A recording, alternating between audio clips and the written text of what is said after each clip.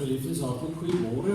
Ek moet die eintlik groet soos die vroeë kerk mekaar gegroet het, toe die dode Christus het opgestaan en dan het die gelowiges teruggeantwoord, Christus het waarlik opgestaan, so daardie opstanding gees ook baie hartlik welkom aan elkeen van julle hier in die huis van die Here. Jy sien, ons het ook by ons laaste kanselkleed gekom. Elisabeth het vir ons nuwe kanselklede gemaak of laat maak, en vandag is ons hier by die oopgraf waar uit die lig ook helder skyn, so waardeer ook hierdie beeld voor jou vanoggend as ons saam die opstanding van ons Here Jesus gaan vier. Ons gaan ook sing vooraf 'n paar liedere uit ons gemeente sangbundel met die klem natuurlik op die opstanding vanoggend. Ons begin met lied 58 in ons gemeente sangbundel, Hy is Heer, kom ons sing hiervan al die verse.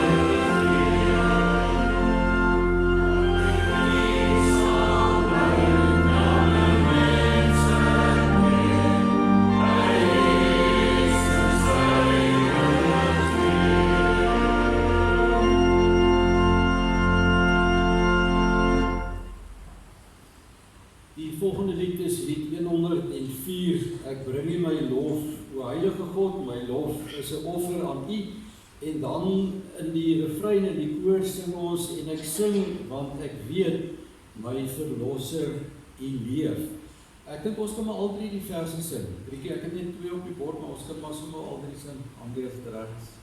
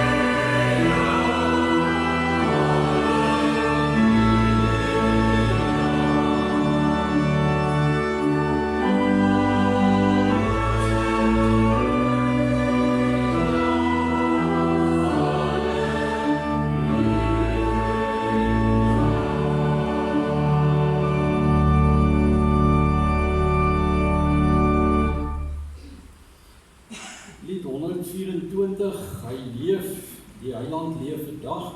Hy praat met my in sy heilige woord al langs my lewensweg. En dan sluit hierdie lied deur te vra, jy vra my hoe ek weet hy leef, dan antwoord ons weet dit eintlik deur die geloof. Hy leef in ons harte. Ons kan hierdie 2 keer saam sing.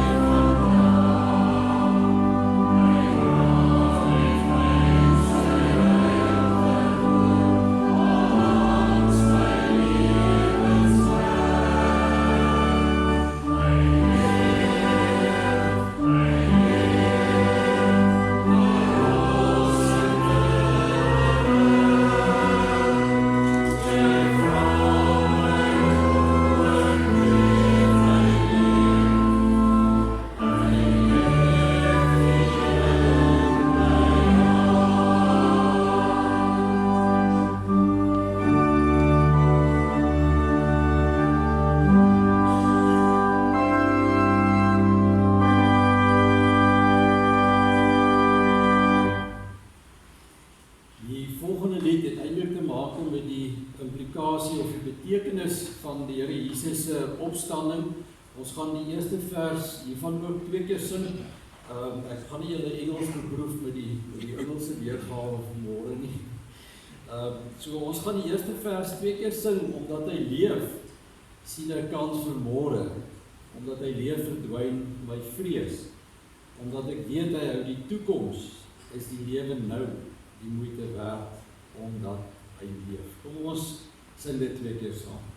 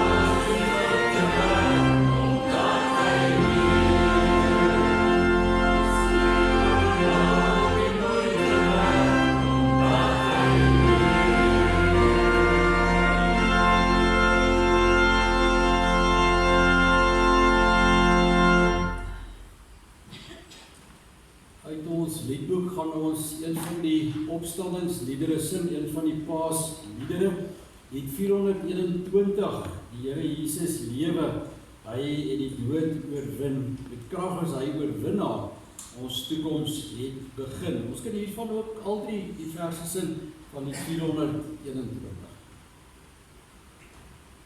Thank you.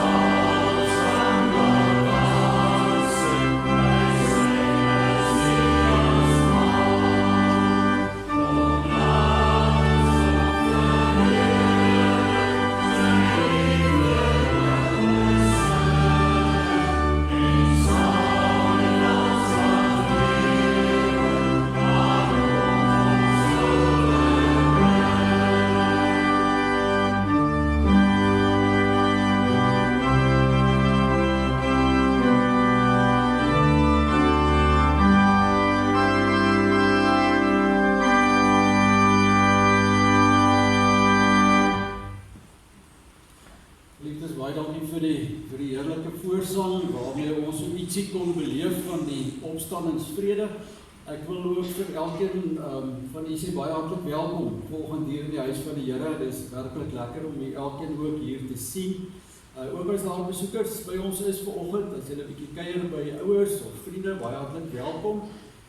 Ons klein span is weer weg. Hulle het gisteraand veilig in George gearriveer. So as ouma bietjie moeg lyk, dit het niks aan oupa gevat nie. En daar was gelukkig 2 pare oupas en oumas. So hulle was nie heeltyd by ons nie, maar dit was goed en lekker om hulle ook 'n slaggie deur hier op ons tuisveld te sien. Geliefdes, so enkele aankondigings vanoggend. Ons deurkollekte, ons offers by die Here gaan vir ons studente bearbeiding. Jy weet dat die NG Kerk nog groot werk doen op Potchefstroom, op Kandelaar gemeente. Baie van ons eie gemeentekinders ook daarbey betrokke. So dit is waarvoor ons offers gaan, ons offers by die Here. En dan die katedese skool hervat weer volgende week. Maandag, goeie nuus is, dis daarom 'n vakansiedag hier môre, as ek reg onthou. En dan begin die skole weer Woensdag. U kan asseblief maar geliefdes kyk, ek gaan nie nou baie lank stil staan by die tweede bladsy van die aankondigingsblaadjie nie. Jy sal sien daar die oorheersende tema op bladsy 2 is ons bazaar, wat dan nou vroeg in die volgende kwartaal val, so ons kan asseblief ook maar daarna kyk en u kan asseblief met Elisabeth praat as u iewerster wil betrokke raak. Dit is vir ons 'n baie groot en 'n belangrike projek. Dan geliefdes, gaan ons 'n paar oomblikke stil staan by ons gebedsversoeke. Ek wil hê u moet maar kyk asseblief na al die name wat daar staan. Baie van hierdie mense is werklik ernstig siek. Party van hulle is besig met behandeling, ander van hulle het onlangs met behandeling en so meer begin. Ek wil dalk net die naam bysit hier van Diekie Meiburg, wat ook die afgelope week 'n groot operasie gehad het. Hy is tans nog in die hospitaal en ons vra die voorbinding ook vir hom. En dan het hom van Griesel, Christa se pa het vanoggend vroeg 'n ligte beroerte gehad en hulle is tans op pad hospitaal toe met hom. Elisabeth was daar by die oom, maar hy praat weer en so meer. Hy is heeltemal by sy bewusheid, maar kom ons dink ook aan hulle as familie. Dan sê ons steeds baie sterkte vir Christa en Japie Snyman, dan die Rita Steyn, Christa se moeder, word Dinsdag oggend in die AP Kerk begrawe om 11 uur, Japie uit die AP gemeente. En dan sien jy, ons het ook 'n troostdiens Dinsdag 12 uur van Stella Wolbrands. Dit is nie 'n gemeentelid nie, maar die troostdiens word hier vanuit ons gemeente gehou. Dan geliefdes, is dit ook met groot hartseer dat ek bekend moet maak dat Marley Volskenk ons vanoggend ontval het. U sal haar onthou as die gade van Dominee Dries Volskenk, wat hele klompie jare by Cederpark die dominee was. Hulle was toe vir baie jare ook by Madagaskar sending betrokke, groot diepspore geloop in die kinderbediening eintlik in ons eie land. En sy het na 'n lang stryd teen kanker ook. Vanoggend wil ons eintlik sê die oorwinnaarskroon behaal, want dit is juist waaroor dit gaan vir ons as kinders van die Here, dat wanneer ons die aardse wedloop voltooi het, ons eintlik die oorwinnaarskroon by die Here behaal het. Maar dit bly vir almal wat agterbly, daardeur geraak word, groot hartseer. So kom ons dink ook aan Dries en die kinders in hierdie tyd en dan ook in die besonder dan Cederpark gemeente, waar ook die Dries 'n hele tyd ook bedien het. Geliefdes, ons gaan stil raak voor die Here en ons gaan vanoggend ook die votum en die seën eintlik ontvang na aanleiding van die opstanding van ons Here Jesus. So kom ons buig die hoofde en dan luister ons na die votum. Aan God die Vader van ons Here Jesus Christus kom al die lof toe.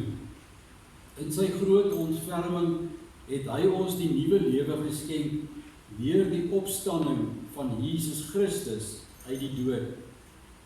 Nou het ons 'n lewende hoop op die onverganklike, onbesmette en onverwelflike erfenis, wat in die hemel ook vir julle in bewaring gehou word. Amen. Geliefdes, mag daar vanoggend vir jou genade, barmhartigheid en vrede wees, en dit kom van God ons Vader, die opgestaande Christus en ook deur die kragvolle werk van die Heilige Gees. As die Here ons so seën, kom ons antwoord hom ook met 'n loflied, en ons gaan vanoggend sing die baie mooi koningslied, lied 175 in ons liedboek. Ons moet onthou, geliefdes, dat op hierdie dag die verheerliking van Jesus aangebreek, as ons ook so terugkyk oor die kanselklere wat ons in die lydenstyd gebruik het, dan spreek elkeen van hierdie vir ons eintlik ook van die lydensweg van die Here. Maar vandag, by die opstanding van die Here Jesus, het sy verheerliking begin, en daarom aanbid ons hom vanoggend ook as die koning. Toe al die mense wat ook nie in die Here wou glo nie, almal wat hom eintlik teengegaan het, mense wat gesê het, maar hy is nie die koning nie, op hierdie dag moes hulle ook erken dat hy die koning is. Vir ons is dit wonderlik en heerlik om dit te doen, om ons sing hierdie vers, dan staan dit tot eer van die Here, daarna kan jy weer die plek inneem.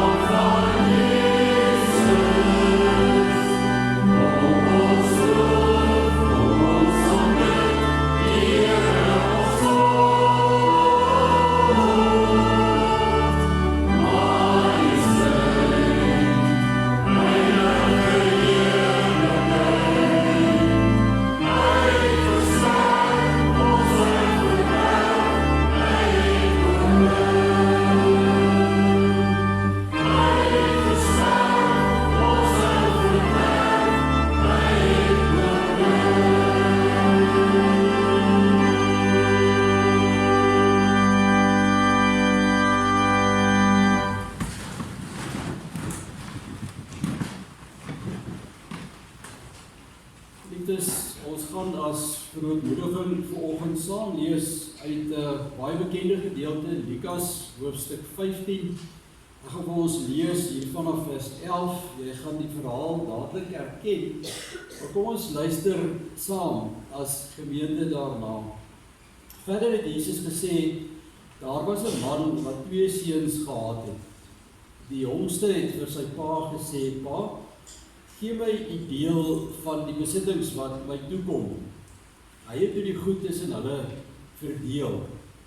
Nie lang daarna nie, die jongste seun alles tot geld gemaak en van die ouerhuis af na 'n ver land toe vertrek.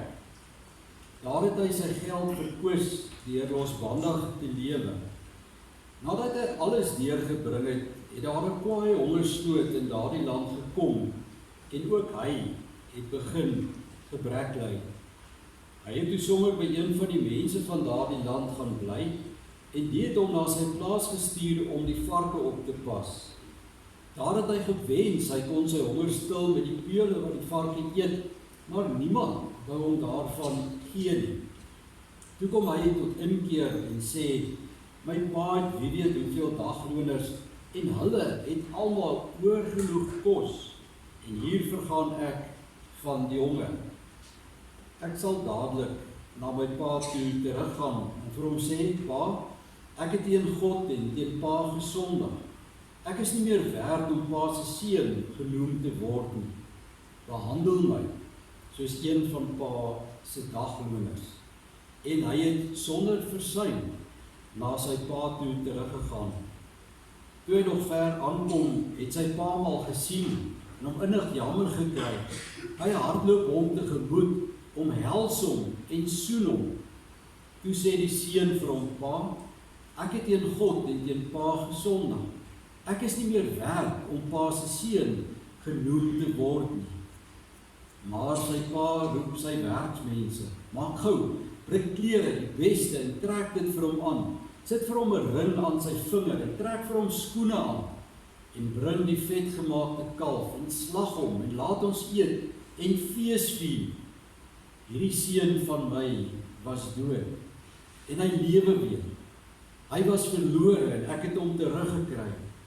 Toe het hulle begin fees vier. Geliefdes, ek het probeer dink aan iets in die woord van die Here, wat ons dalk op Paasfees vanoggend kan help om te verstaan, wat die opstanding van die Here Jesus Christus vir ons as mense beteken. Hierdie gedeelte het my opgekom as 'n wonderlike stuk illustrasie van wat die Here Jesus vir ons moontlik gemaak het, deur die dood te oorwin, deur dit wat hy op die lydensweg vir ons gedoen het. Hy maak dit moontlik, en hy het dit moontlik gemaak, dat ons weer na die Vader toe kan gaan. Want Lukas 15, hierdie verhaal van die verlore seun, weet ons is eintlik maar ons verhaal. Maar iemand het gekom in die persoon van Jesus Christus, om eintlik die hart van die pa om te keer, om dit so te kry dat ons kan teruggaan, op so 'n manier dat God ons nie gaan wegwys, soos wat 'n mens baie keer verwag het, hierdie pa en hierdie gedeelte gaan doen, na dit wat die seun gedoen het nie. Maar dat ons met vrymoedigheid, soos Paulus ook skrywe, na God toe kan gaan. Dat die verlore mense van hierdie wêreld na hierdie dag ook kan tuiskom by die Vader, en dat ons in liefde vir hierdie Vader kan gaan lewe.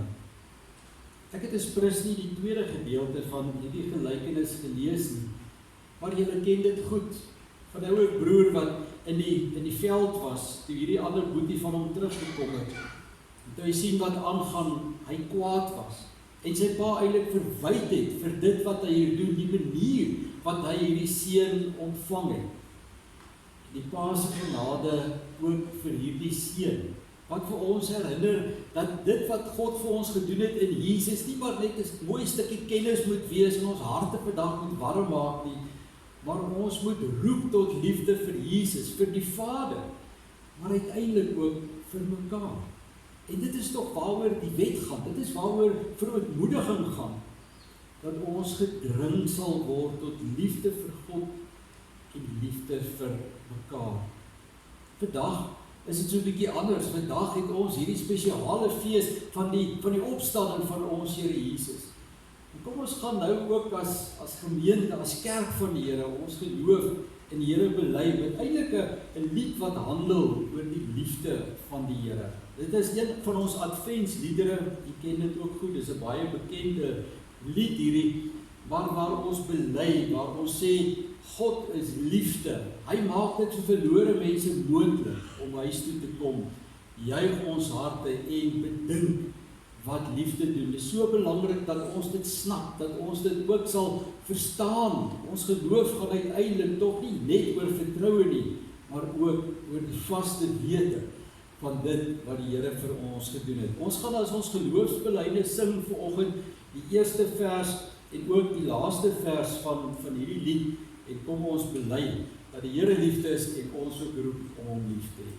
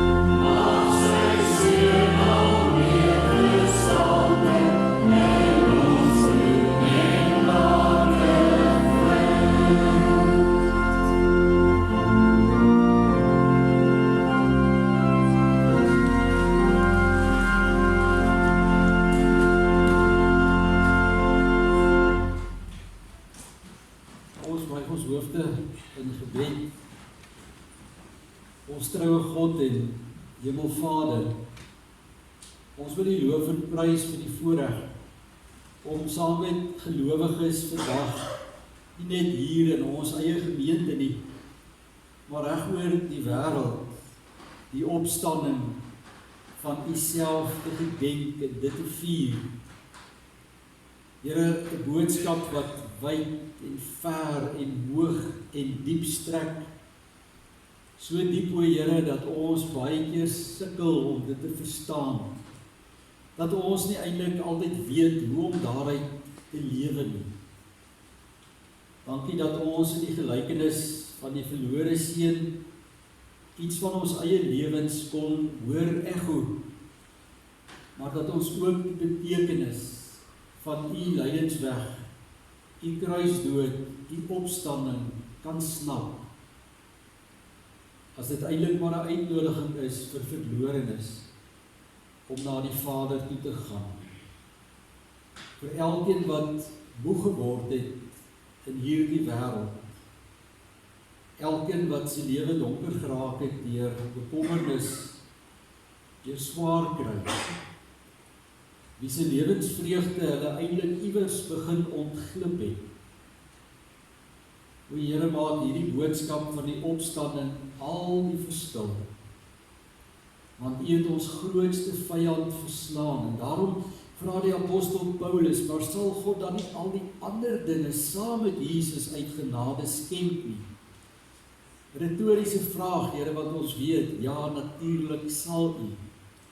U wat ons in ons diepste nood ontmoet het, ontmoet ons ook in ons elke dag se bestaan. Op ons eie lewensweg, Here, wat baie keer so vol klippe is, so vol vrae is, in 'n wêreld wat so stikkend is.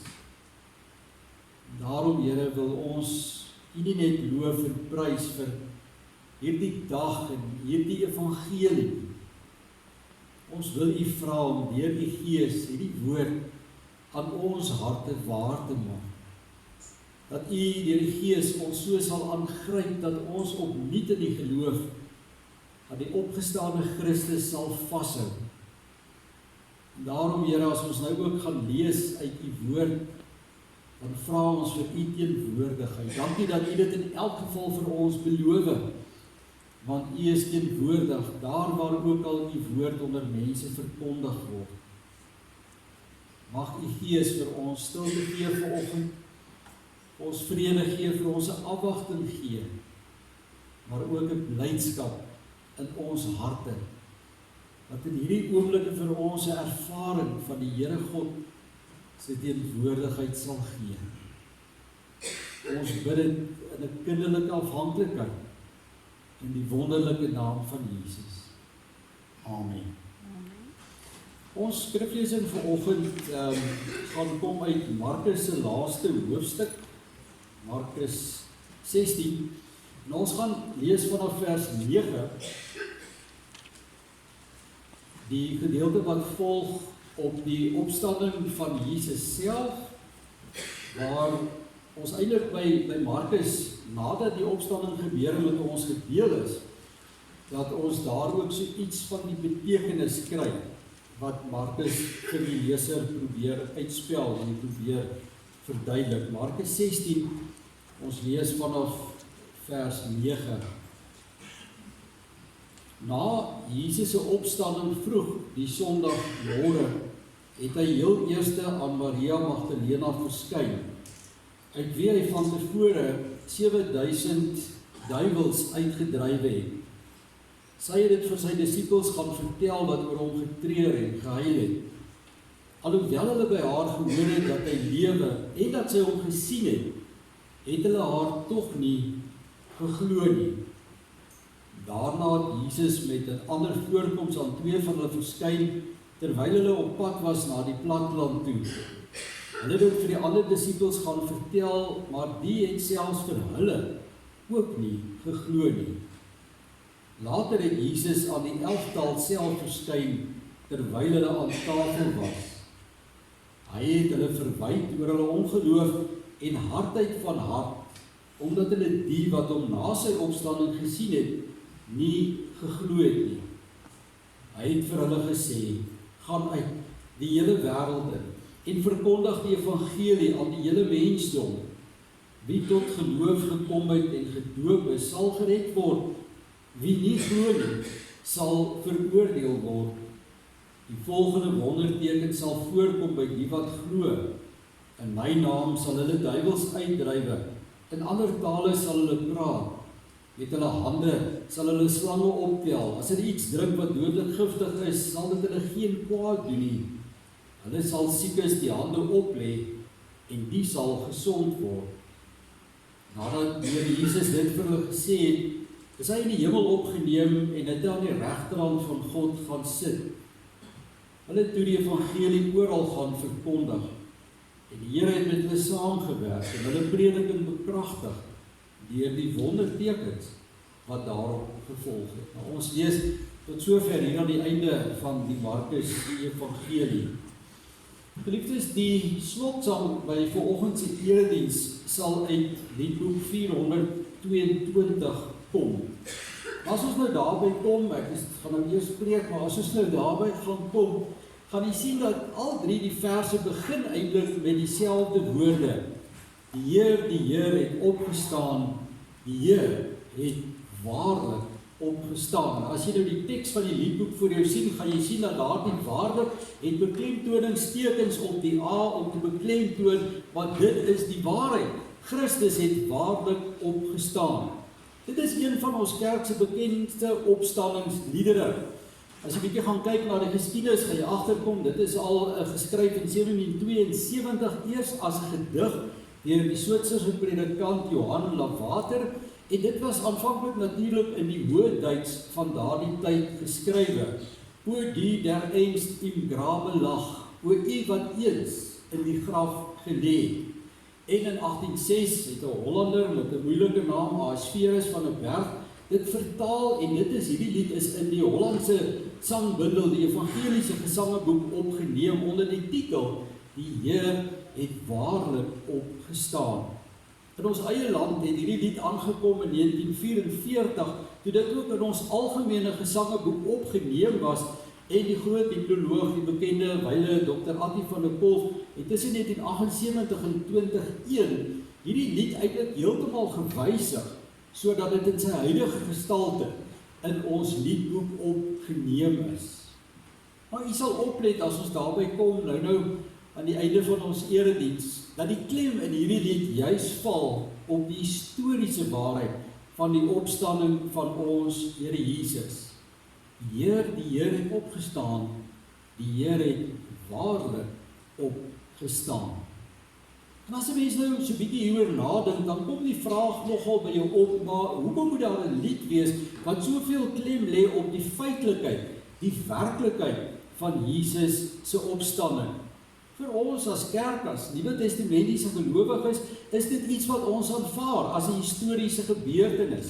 Dit word immers op nie minder nie as 11 plekke in die evangelies tussen Paasfees en Hemelvaart beskrywe, hoe die Here Jesus aan verskillende individue en groepe mense verskyn het en saam met hulle verkeer het. Ons bely dit vandag, dit is die spil waarom die Christelike evangelie draai. Is dit dan nie so 'n bietjie van 'n tautologie, 'n herhaling van 'n bekende feit om te sê, Jesus het waarlik opgestaan nie? Nog geliefdes, as 'n mens die Paasverhaal aandagtig gaan lees, kom jy agter dat daar 'n goeie rede is hoekom die waarheid soveel klem ontvang het. Nie net in die liedboek nie, maar ook in die geskiedenis van Jesus se opstanding. En 'n mens moet jouself eintlik 'n guns doen om die Paasverhaal in al 4 die evangelies weer te gaan lees. Matteus 28, Markus 16, Lukas 24 en Johannes 20 en 21. En dan gaan jy agterkom dat daar in elkeen van hierdie verhale 'n besondere klem en nuance gelê word op die historiesiteit of dan nou die werklikheid, die waarheid van Jesus se opstanding. Ek wil momente vanoggend uit die Markus evangelie uitlig, maar ek gaan ook so 'n bietjie van die ander evangeliese beklemtoninge eintlik inwerk in die prediking. En wat hoor jy dan nou eintlik as jy die Paas evangelie gaan lees? Die eerste wat 'n mens nogal opval is dat dit nie maklik vir mense was om die opstanding van Jesus dadelik te aanvaar nie. U het gesien toe ons dit gelees het, die eerste reaksie by die disippels was ongeloof. Was juist die feit dat hulle nie geglo het dat die Here opgestaan het nie. Al het daar 2 verskillende groepe mense dit vir hulle kom sê met hulle gedeel, sien ons die aanvanklike ongeloof oor die opstanding van Jesus by die disippels. En as jy die ander evangelies gaan lees, gaan jy sien, maar dit is eintlik 'n goue draad wat deur die aanvangsoomblikke van die Paas evangelie geweef is, dat mense dit juis nie geglo het nie. Matteus 28 vers 17, toe hulle hom sien, het hulle hom aanbid, hoewel party getwyfel het. Markus 16 het ons gelees, alhoewel daar by hulle gehoor het dat hy lewe, het hulle daar tog nie geglo nie.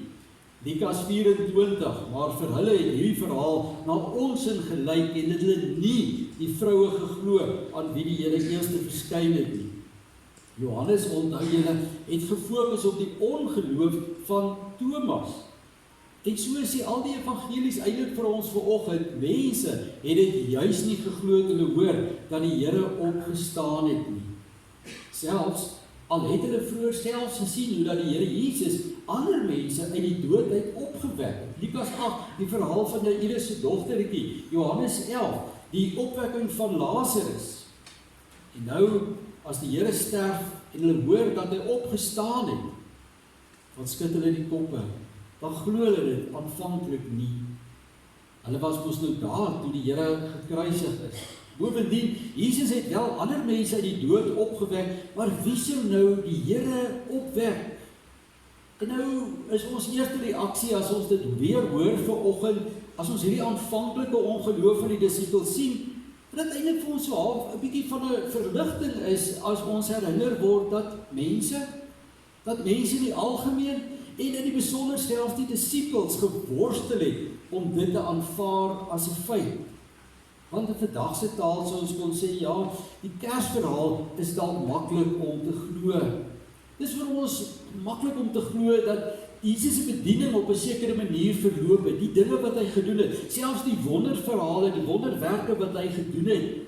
Die lydensweg is vir ons 'n geloofwaardige verhaal, al was dit baie ontstellend, ook toe ons nou donderdag aand die nagmaal gevier het om te hoor wat die Here werklik oorgekom het daar aan die kruis. Maar by die opstanding is dit baie keer vir ons so 'n bietjie anders. Dis asof die evangelie nou dalk baie van ons geloof kom vra. Want in ons menslikheid weet ons vanoggend maar te goed dat die aardse dood die laaste sê oor ons het. Die dood is finaal, weet ons. Dis die een ding wat ons nog altyd troef. En daarom, geliefdes, is dit ook belangrik as mense hierdie verhale gaan lees om raak te sien hoe die Here Jesus gereageer het, die opgestane Jesus gereageer op die aanvanklike ongeloof van die disippels. In vers 14 van ons skrifgedeelte het ons gelees, Later het Jesus aan die 11-tal self verskyn terwyl hulle aan tafel was. Dan skryf Markus hier, hy het hulle verwyd oor hulle ongeloof en die hardheid van hulle harte. Hulle wat hom na sy opstanding gesien het, skryf Markus, en nie geglo het nie. Nogal vreemde woorde vir my gewees. Jesus het hulle verwyd oor hulle ongeloof en hardheid van hart. 'n Mens moet gaan kyk na hierdie Griekse woordjie wat hier gebruik word, die woordjie oneitso, wat beteken Jesus het hulle kwaadlik geneem. Dit kan ook beteken dat Jesus eintlik teleurgesteld was oor die disippels se ongeloof, hulle hardheid van hulle harte. Jesus wat die pad met hulle geloop het, Jesus wat hulle eintlik in soveel woorde voorberei het vir hierdie dag, en nou glo hulle nog steeds nie in dit wat gebeur het nie. Jy onthou dat Jesus vir hulle gesê het, hy gaan vir 3 dae weg wees en op die 3de dag weer opstaan. Hy gebruik die baie bekende tempelbeeld in Johannes 12 vers 19 tot 22 waar hy vir hulle gesê het, maar ek sal soos hierdie tempel afgebreek word en in 3 dae weer opgebou word. Die bekende Jona beeld waar Jesus ook gesê het, maar die seun van die mens gaan vir 3 dae lank soos Jona in die vis gebly het, so gaan ek vir 3 dae nie by julle wees nie. Maar in soveel woorde ook hier in die Markus Evangelie, Markus 8 vers 31, Jesus het hulle toe begin leer dat die seun van die mens baie moet ly, dat hy deur die familiehoofde en die priesterhoofde en die skrifgeleerdes verwerp moet word en doodgemaak moet word en 3 dae later moet opstaan.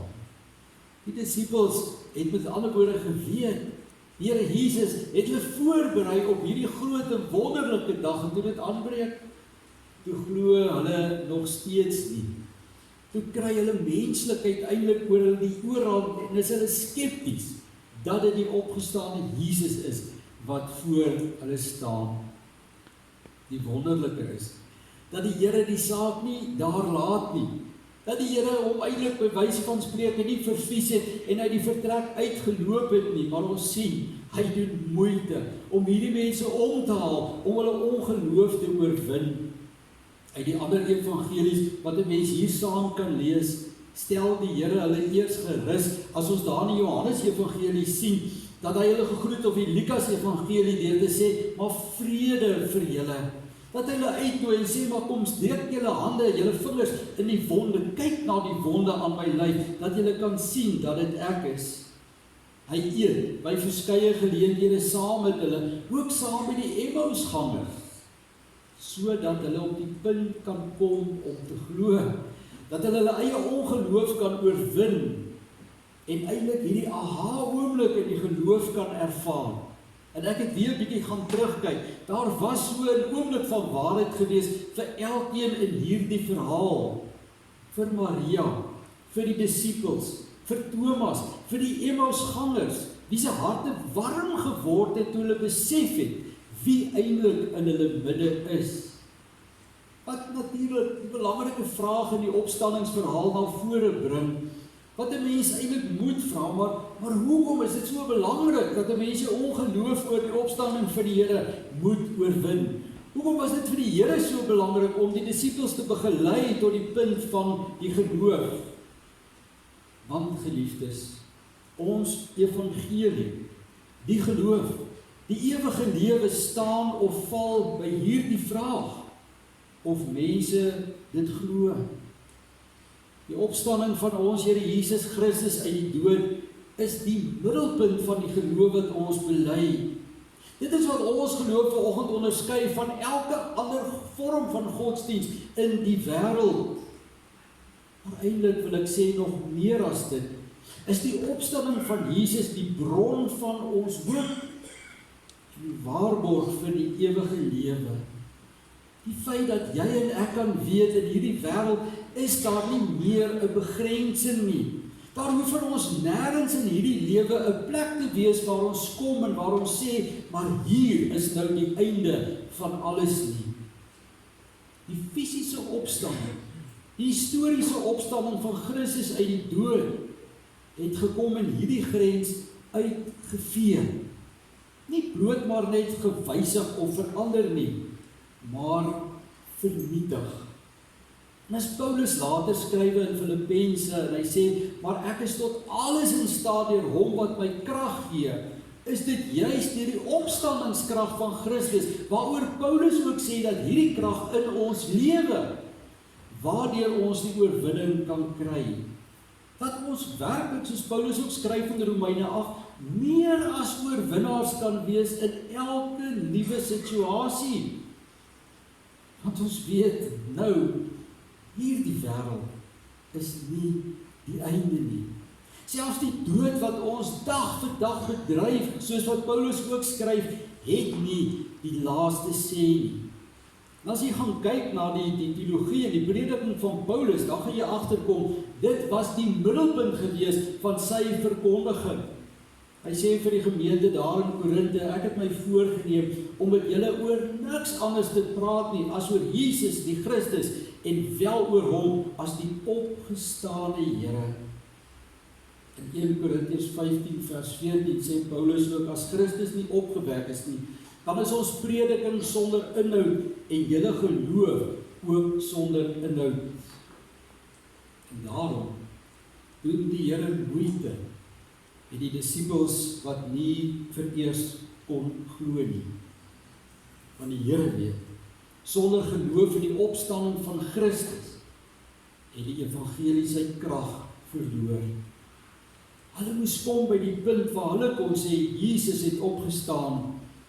Hy het waarlik opgestaan. En dit is dieselfde wat die Here vanoggend vir ons wil hê as kerk in 2026. Vir ons wat nou leef in 'n wêreld wat onbeskaamd die opstanding van Christus as 'n mite uitmaak.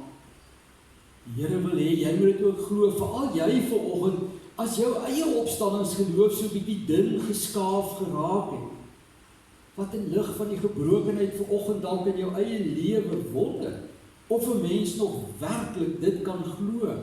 En of jy nie dalk 'n bietjie naïef is, soos die wêreld sê die kerk is nie. Dat die vraag dan maak, maar hoe?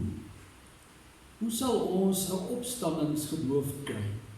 Hoe sal ons die geloof kry om in die opstanding te glo as die waarheid? As dit gaan, geliefdes, oor geloof in die opgestaane Here Jesus, gaan dit juis hieroor. Dit gaan oor die geloof in die persoon. Dit gaan nie in die eerste plek oor geloof in 'n dogma of 'n lering van die kerk nie. Die opstanding van ons Here Jesus is nie 'n moeilike leerstelling wat die kerk iewers in sy geskiedenis uitgedink het nie. Dit gaan oor 'n verhouding met die persoon vir wie hierdie klip voor die graf weggerol is. Weet jy wat is vanoggend die groot verskil? Hierdie persoon wat wil hê dat jy in hom as die opgestaane Here moet glo, is ook die een wat vanoggend daardie geloof in ons harte bewerk. Dis hoekom die Here nie weggeloop het van die disippels wat gesukkel het om te glo nie. Dis hoekom hy hulle begelei het tot op die punt waar hulle geglo het. Want die Here Jesus, hy wat die dood oorwin het, is ook die een wat geloof in ons harte bewerk. En as jy dalk sukkel as gevolg van die een of ander gebeurtenis in jou lewe, of die uitdagings in jou eie lewe, of jou vrae in die geloof, gaan vra vir die opgestaane Here. Al het jy so klein soos 'n mosterdsaadjie se geloof vanoggend, gevra die Here om jou geloof te vernuwe, om jou geloof te herskep in hom wat die dood oorwin het. Daar is in die Bybel vir my een van die baie aangrypende gebede wat so mooi inpas by hierdie hele boodskap van vanoggend. Onthou julle die seun van die pa van die seun in Markus 9 wat vir die pa gesê het, maar die geloof, as jy geloof het, dan kan jou seun gesond word, waarop die pa geantwoord het, ek glo, maar help my waar ek nog ongelowig is. Ek glo, maar help my Here waar ek nog ongelowig is. En miskien is dit ons probleem vanoggend, ons wat dalk ook heimlik so 'n bietjie skepties geword het oor die opstanding van ons Here. Ons wat dalk sinies geword het, nie meer regtig oortuig is dat hy die opgestaane koning is nie. Dat ons dalk vanoggend sal sê, ek glo. Here, maar help my op elke oomblik waar ek nog ongelowig is. Jy kan ook vra, wat wen ek? Wat wen ek as ek vanoggend hierdie evangelie omhels? Welgeliefdes, uit die onmiddellike omgewing van ons geleesde verse vanoggend, sien ons dat Markus sê, geloof in die opgestane Jesus, lei eintlik tot twee dinge. Die eerste een is voor die ontligging. Dit lei tot ons redding. Want die Here sê self, wie tot geloof kom in die opgestane Here en hulle wat gedoop word, sal gered word. Maar hulle wat ongelowig bly, sal veroordeel word. Ons kry die ewige lewe wanneer ons glo. Maar Jesus sê ook in hierdie gedeelte, julle gaan deel in my oorwinning. En as jy graag wil sien wat dit beteken, gaan volg 'n bietjie die voetspoor van die disippels verder en dan ook in die boek Handelinge in. Gaan volg 'n bietjie op die voetspore van die eerste kerk, waar elkeen wat geglo het in die naam van die Here die woord verkondig het en wonderlike dinge gedoen het. Want Jesus wil hê ons moet deel in sy oorwinning. Paulus skryf ook later, hy wil ons meeneem in sy triomftog deur hierdie wêreld, dat ons die aangename geur van Jesus oorwinning sal versprei in die wêreld rondom ons. En dit is wat vanoggend op die spel is, my geliefde. Dit is wat ons wen, as ons vashou aan die opgestane Here. Daar is soveel om te verloor, dat 'n mens nie eers in daardie rigting moet dink nie. Ons gaan nou na die offers as gemeente die geleentheid kry om hierdie Paaslied te sing. Die Here het opgestaan. Die Here het waarlik opgestaan. Kom ons dink in hierdie oomblikke daaroor. Mag die Here vir my, mag hy vir jou genade gee, dat jy werklik daarin sal glo. Amen. Dierbare Here Jesus, baie dankie vir die kosbare opstandings-evangelie. Die blye tyding, die goeie nuus van die oorwinning oor die dood. Dankie Here dat hierdie woord eintlik vanoggend ook met 'n stuk deernis na ons as mense toe kom. Ons wat dalk in ons harte dink, is gelukkig nie net ek wat soms twyfel nie. Selfs die disippels het ook. Maar dankie Here dat ons ook die genade in hierdie geskiedenis kan raak sien. As jy met geduld die disippels begelei het, en Thomas begelei het, die Emmausgangers begelei het, tot op die punt waar hulle harte warm geword het, toe hulle ontdek het, maar dit is so. Die Here het opgestaan, hy het waarlik opgestaan. Here, dankie vir die evangelie, dat U ons grootste vyand, die aardse dood, oorwin het. Dankie dat dit die lewe self vir ons vandag in 'n ander lig kom plaas. Dat ons juis as ons dink aan die opstanding, as ons daarin glo en daarin vashou, dat ons ook kan weet, maar ek kan oor elke muur spring en met hierdie God, hierdie opgestane Here, kan ek ook 'n bende storm loop, want dit maak die verskil. En daarom, Here, wil ek U pleit dat elkeen van ons dit ook sal vasgryp vanoggend, maar meer as dit, dat ons daaruit sal gaan lewe. Ook as ons worstel met die lewe self.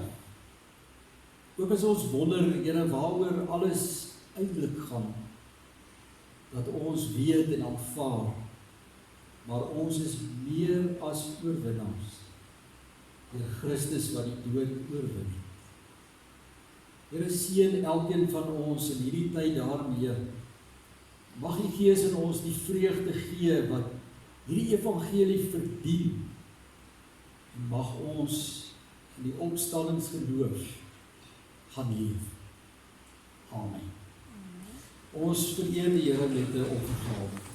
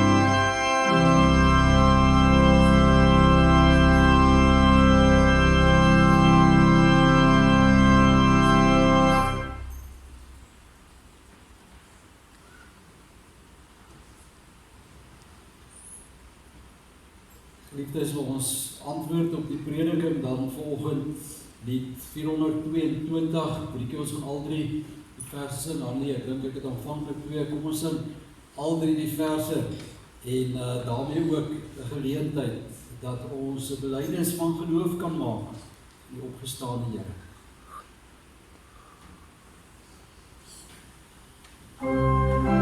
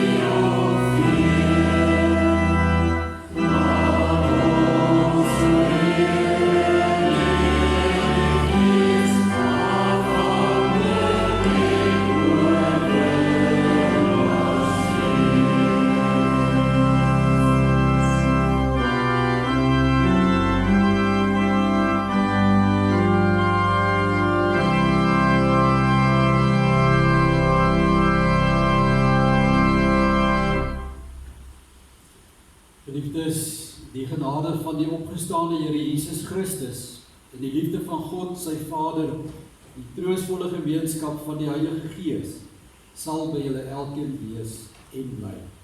Amen.